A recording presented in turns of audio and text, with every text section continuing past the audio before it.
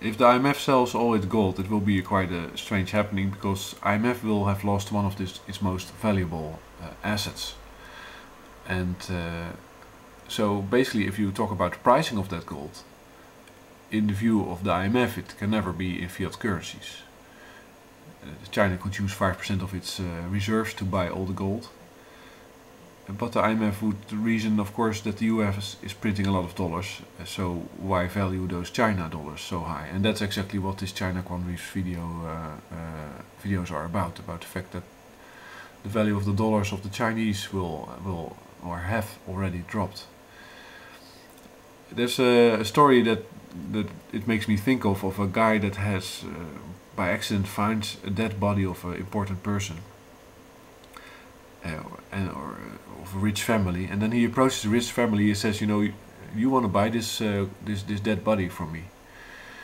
And there is this pricing problem, because of course to this guy the dead body is worthless, and to anybody else who wants to have it have a corpse, nobody.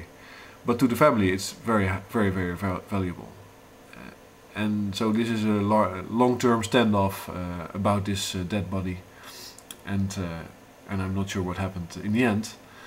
And a similar story about a guy in the centrum of Amsterdam. You can actually see the house if you stand on the dam. It's very strange, because between all those big buildings there's a tiny sliver of a house that's still there.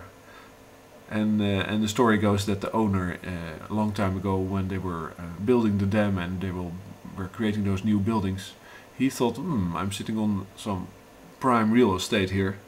Let's try to ask an exorbitant amount of money for it. And eventually he failed, because he still has the house, which was pretty worthless to him and to anybody else. So that's basically the IMF situation in some way, because they have something that's very valuable to them. It's let's say an inverse situation for the IMF. But everybody else says, gold has market prices and will pay in dollars or in some fiat currency that we've just created.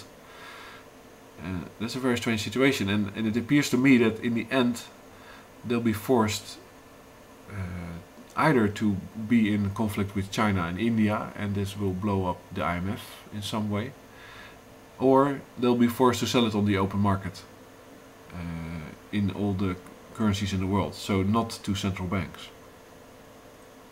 And that will be an interesting situation also. And that's what I was thinking about this problem.